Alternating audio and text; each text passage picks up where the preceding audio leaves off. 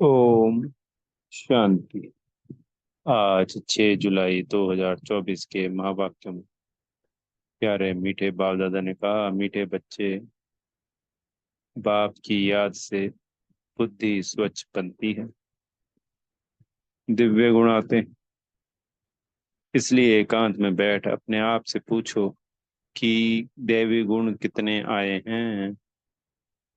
प्रश्न है, सबसे बड़ा आसुरी अवगुण कौन सा है जो बच्चों में नहीं होना चाहिए? उत्तर है, सबसे बड़ा आसुरी अवगुण है किसी से रफ डफ बात करना या कटु वचन बोलना। इसे ही भूत कहा जाता है। जब कोई में यह भूत प्रवेश करते हैं तो बहुत नुकसान कर देते हैं। इसलिए उनसे किनारा कर लेना चाहिए। जितना हो सके अभ्यास करो। अब घर जाना है, फिर नई राजधानी में आना है। इस दुनिया में सब कुछ देखते हुए कुछ भी दिखाई ना दे। ओम शांति। बाप बैठ बच्चों को समझाते हैं, जाना तो है शरीर छोड़कर, इस दुनिया को भी भूल जाना है। यह भी एक अभ्यास है। जब कोई शरीर में खिटपिट होती है तो शरीर को भी कोशिश कर भूलना होता है, तो दुनिया को भी भूलना होता है। भूलने का अभ्यास रहता है सुबह को। बस अब वापस जाना। यह ज्ञान तो बच्चों को मिला है। सारी दुनिया को छोड़ अब घर जाना है। जास्ती ज्ञान की तो दरकार नहीं रहती। कोशिश कर उसी धुन में रहना है। भल शरीर को कितनी भी तकलीफ होती है। बच्चों को समझाया जाता है, कैसे अभ्यास करो, जैसे कि तुम हो ही नहीं। यह भी अच्छा अभ्यास है। बाकी थोड़ा समय, जाना है घर। फिर बाप की मदद है या इनकी अपनी मदद है? मदद मिलती जरूर है और पुरुषार्थ भी करना होता है। यह जो कुछ देखने में आता है वह है नहीं। अब घर जाना है, वहां से फिर अपनी राजधानी में आना है। पिछाड़ी में यह दो बातें जाकर रहती, जाना है और फिर आना है। देखा जाता है इस याद में रहने से शरीर के रोग जो तंग करते हैं वह भी ऑटोमेटिकली ठंडे हो जाते हैं। वह खुशी रह जाती है। खुशी जैसी खुराक नहीं। इसलिए बच्चों को भी यह समझाना पड़ता है, बच्चे अब घर चलना है, स्वीट होम में चलना है। इस पुरानी दुनिया को भूल जाना है। इसको कहा जाता है याद की यात्रा। अभी ही बच्चों को मालूम पड़ता है।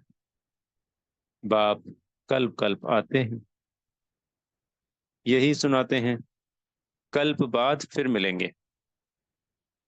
बाप कहते हैं, बच्चे अभी तुम जो सुनते हो फिर कल बाद भी यही सुनेंगे। तो कल्प पहले भी और कल्प बाद भी।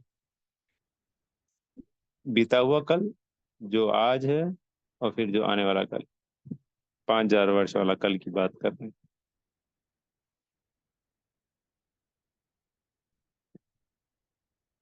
यह तो बच्चे जानते हैं।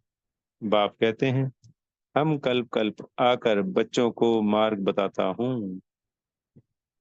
मार्ग पर चलना बच्चों का काम है। बाप आकर मार्ग बताते हैं, साथ में ले जाते हैं। सिर्फ मार्ग नहीं बताते, लेकिन साथ में भी ले जाते हैं। यह भी समझाया जाता है, यह जो चित्र आदि हैं पिछाड़ी में कुछ भी काम नहीं आते। बाप ने अपना परिचय दे दिया। बच्चे समझ जाते हैं। बच्चे का वर्षा बेहद की बादशाही है। जो कल मंदिरों में जाते थे, महिमा गाते थे, इन बच्चों की। मंदिरों में जाके हम किन बच्चों की महिमा गाते हैं? लक्ष्मी नारायण की। बाबा के तो बच्चे हैं ना जी वो।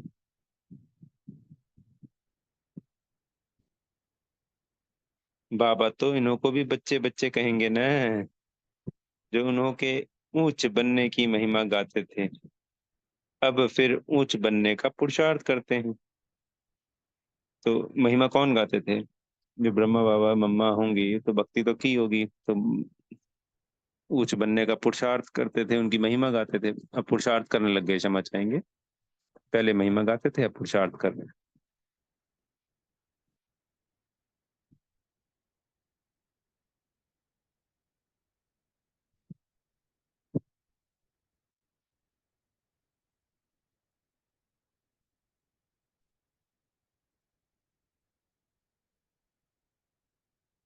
शिव बाबा के लिए नई बात नहीं, तुम बच्चों के लिए नई बात है। युद्ध के मैदान में तो बच्चे हैं, संकल्प विकल्प भी इन्हें ही तंग करेंगे। यह खांसी भी इनके कर्म का हिसाब किताब है, इनको भोगना है। बाबा तो मौज में है, यानी शिव बाबा मौज में, इनको कर्मातीत बनना है। बाप तो है ही सदा कर्मातीत अवस्था में। हम तुम बच्चों को माया के तूफान आदि कर्म भोग आएंगे, यह समझाना चाहिए। बाप तो रास्ता बताते हैं, बच्चों को सब कुछ समझाते हैं। इस रथ को कुछ होता है तो तुमको फीलिंग आएगी कि दादा को कुछ हुआ है। बाबा को कुछ नहीं होता है, इनको होता है। ज्ञान मार्ग में अंधश्रद्धा की बात नहीं होती। बाप समझाते हैं, मैं किस तन में आता हूँ। बहुत जन्मों के अंत के पतित तन में मैं प्रवेश करता हूँ। दादा भी समझते हैं, जैसे और बच्चे हैं मैं भी हूँ। दादा पुरुषार्थी हैं, संपूर्ण नहीं है। तुम सब प्रजापिता ब्रह्मा के बच्चे ब्राह्मण पुरुषार्थ करते हो, विष्णु पद पाने।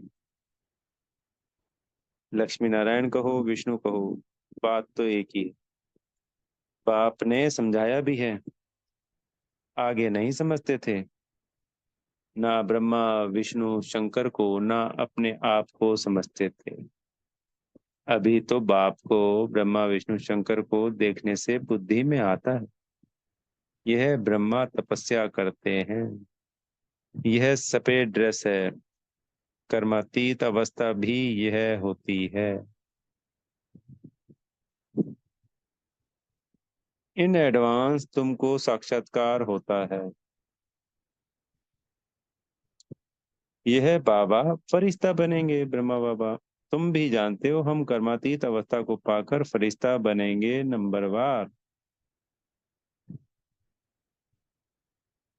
जब तुम फरिश्ते बनते हो तब समझते हो कि अब लड़ाई लगेगी, मिरुआ मौत मलुक का शिकार।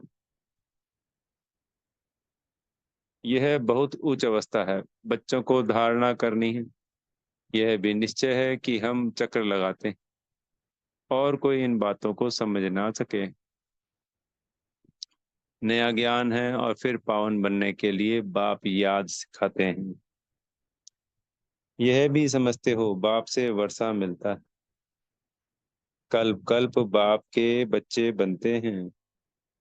84 का चक्र लगाया है। कोई को भी तुम समझाओ, तुम आत्मा हो, परमपिता परमात्मा बाप है। अब बाप को याद करो, तो उनकी बुद्धि में आएगा देवी प्रिंस बनना। तो इतना पुरुषार्थ करना है, विकार आदि सब छोड़ देना। बाप समझाते हैं, बहन भाई भी नहीं, भाई भाई समझो। और बाप को याद करो तो विक्रम विनाश होंगे, और कोई तकलीफ नहीं है।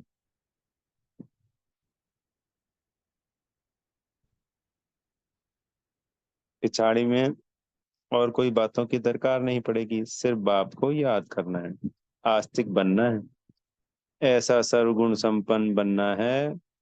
लक्ष्मी नारायण का चित्र बड़ा एक्यूरेट है। सिर्फ बाप को भूल जाने से दैवी गुण धारण करना भी भूल जाते हैं। बच्चे एकांत में बैठ विचार करो। बाप को याद करके हमको यह बनना है, यह गुण धारण करना है। बात तो बहुत छोटी है, बच्चों को कितनी मेहनत करनी पड़ती है, कितना देह अभिमान आ जाता है। बाप कहते हैं देही अभिमानी भव। बाप से ही वर्षा लेना है। बाप को याद करेंगे तब तो किचड़ा निकलेगा। बच्चे जानते हैं अभी बाबा आया हुआ है, ब्रह्मा द्वारा नई दुनिया की स्थापना करते हैं। तुम बच्चे जानते हो स्थापना हो रही है। इतनी सहज बात भी तुमसे खिसक जाती। एक अलफ है, बेहद के बाप से बादशाही मिलती है। बाप को याद करने से नई दुनिया याद आ जाती। अबलाएं कुब्जाएं भी बहुत अच्छा पथ पा सकती हैं। सिर्फ अपने को आत्मा समझ बाप को याद करो। बाप ने तो रास्ता बताया है। कहते हैं अपने को आत्मा निश्चय करो। बाप की पहचान तो मिली है, बुद्धि में बैठ जाता है। अब 84 जन्म पूरे हुए, घर जाएंगे और फिर आकर स्वर्ग में पाठ बजाएंगे।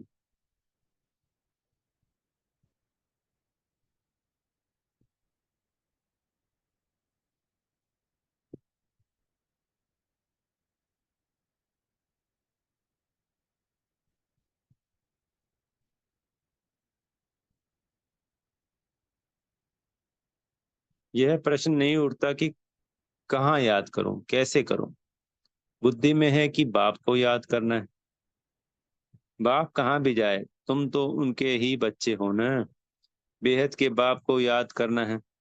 यहाँ बैठे हो, तुमको आनंद आता है, सम्मुख बाप से मिलते हो। मनुष्य मूंझ जाते हैं कि शिव बाबा की जयंती कैसे होगी। यह भी समझते नहीं कि शिवरात्रि क्यों कहा जाता है। श्री कृष्ण के लिए समझते हैं ना कि रात को जयंती होती है, परंतु इस रात की बात नहीं। वह आधा कल्प की रात पूरी होती है, फिर बाप को आना पड़ता है नई दुनिया की स्थापना करने। है बहुत सहज, बच्चे खुद समझते हैं। सहज है, देवी गुण धारण करने हैं, नहीं तो 100 गुना पाप हो जाता है।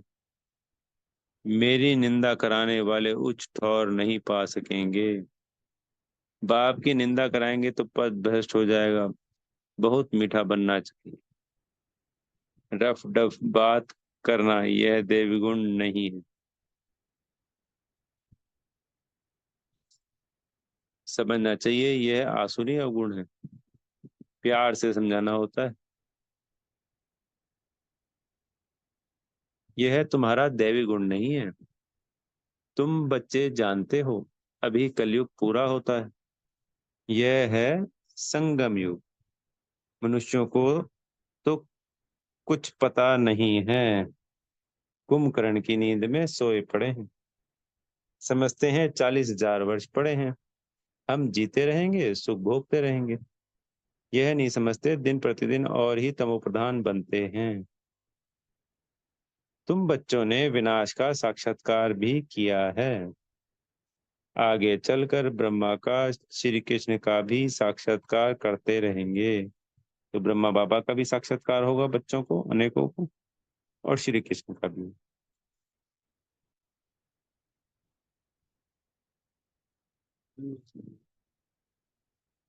ब्रह्मा के पास जाने से तुम स्वर्ग का ऐसा प्रिंस बनेंगे। इसलिए अक्सर करके ब्रह्मा और श्री कृष्ण दोनों के साक्षात्कार होते हैं।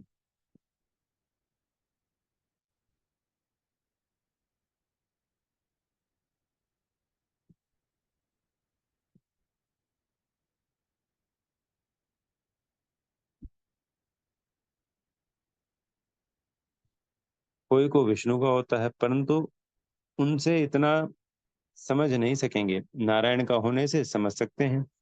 यहाँ हम जाते ही हैं देवता बनने के लिए। तो तुम अभी सृष्टि के आदि मध्य अंत का पाठ पढ़ते हो। पाठ पढ़ाया जाता है याद के लिए। पाठ आत्मा पढ़ती है। देह का भान उतर जाता है। आत्मा ही सब कुछ करती है।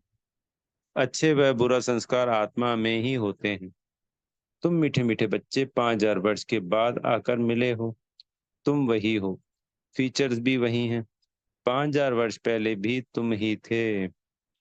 तुम ही कहते हो 5,000 वर्ष बाद आप वहीं जाकर मिले हो।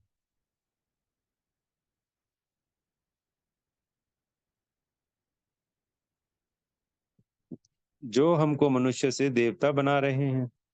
हम देवता थे फिर असुर बन पड़े हैं। देवताओं के गुण गाते आए। अपने अवगुण वर्णन करते आए। अब फिर देवता बनना है क्योंकि दैवी दुनिया में जाना है। तो अब अच्छी रीति पुरुषार्थ कर ऊंच पद पाओ। टीचर तो सबको समझाएंगे ना। पढ़ो।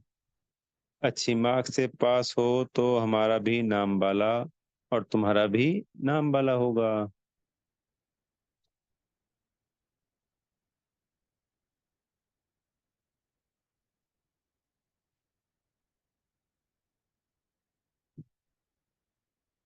ऐसा बहुत कहते हैं बाबा। आपके पास आने से कुछ निकलता ही नहीं। सब भूल जाते हैं। आने से ही चुप हो जाएंगे।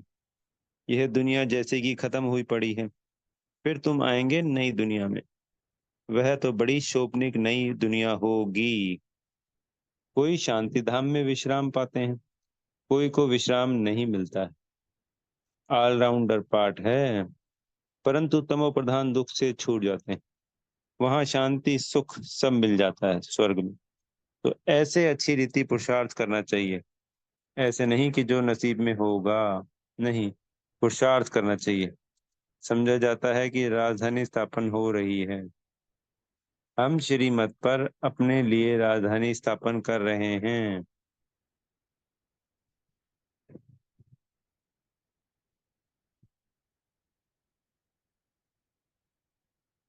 बाबा जो श्रीमत देने वाला है। बहुत अच्छी लाइन है। बाबा जो श्रीमत देने वाला है वह खुद राजा आदि नहीं बनता। उनकी श्रीमत से हम बनते हैं। नई बात है ना। कभी कोई ने ना तो सुनी ना देखी। अभी तुम बच्चे समझते हो हम श्रीमत पर बैंकुंठ की बादशाही स्थापन करते हैं। हमने अनगिनत बार राजाई स्थापन की है। करते हैं और गवाते हैं। यह चक्र फिरता ही रहता है।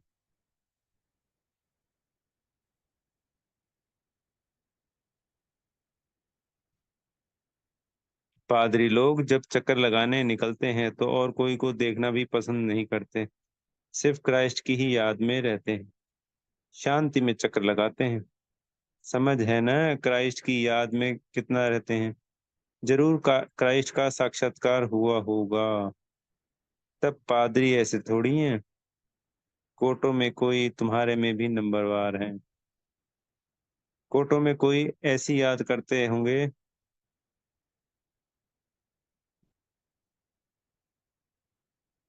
बाप को याद करते सुदर्शन चक्र फिराते रहो। तुमको अथाह खुशी होगी।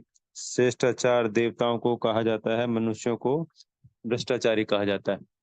इस समय तो देवता कोई है नहीं। आधा कल्प दिन आधा कल्प रात।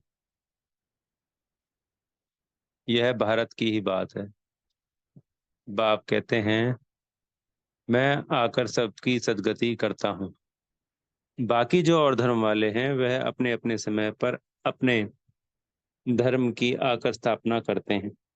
सब आकर यह मंत्र ले जाते हैं। बाप को याद करना है। जो याद करेंगे वह अपने धर्म में उच्च पद पाएंगे। तुम बच्चों को पुरुषार्थ करके रूहानी म्यूजियम अथवा कॉलेज खोलने चाहिए। तो उस पे बोर्ड लगाएंगे। उस पे लिखना है लिख दो। विश्व की अथवा स्वर्ग की रजाई सेकंड में मिले कैसे। आकर समझो। बाप को याद करो तो बैंकुंठ की बादशाही मिलेगी। अच्छा। मीठे मीठे सिकी लदे बच्चों प्रति माता पिता बाप दादा का याद प्यार और गुड मॉर्निंग। हम रूहानी बच्चों की मेरे प्यारे मीठे बाप दादाजी को याद प्यार गुड मॉर्निंग और नमस्ते।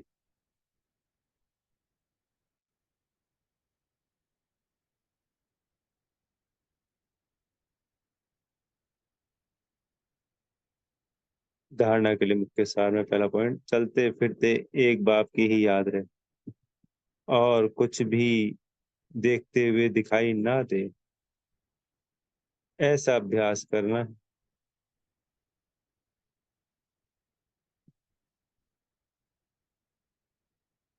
एकांत में अपनी जांच करनी है कि हमारे में देवी गुण कहाँ तक आए हैं। दूसरा पॉइंट, ऐसा कोई कर्तव्य नहीं करना जिससे बाप की निंदा हो। दैवी गुण धारण करने हैं।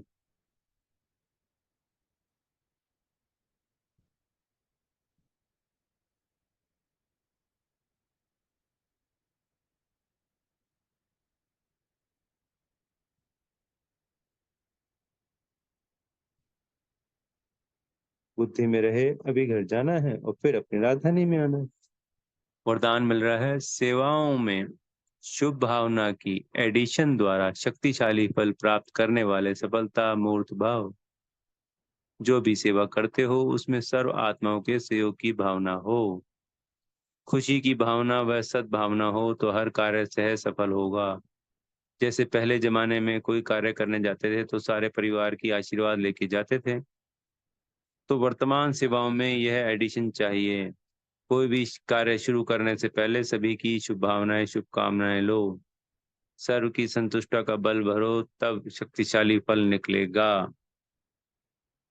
स्लोगन है, जैसे बाप जी हाजिर कहते हैं वैसे आप भी सेवा में जी हाजिर जी हजूर करो तो पुण्य जमा हो जाएगा। अच्छा, ओम शांति। बेहद का धन्यवाद मेरे प्यारे मीठे बाप दादाजी का।